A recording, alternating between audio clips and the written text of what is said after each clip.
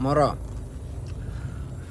Mä oon Aleksi ja mä oon tässä miettinyt sen jälkeen kun raitistuin, että pitäisikö ruveta pitää jotain videologia tai jotain sellaista.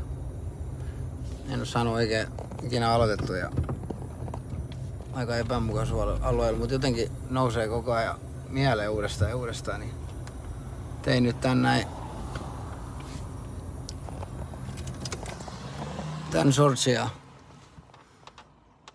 Teidän kanava. En tiedä vielä pistän mitään sisältöä. Pistin vähän eteenpäin. On nyt 3 vuotta ollut raitteena ja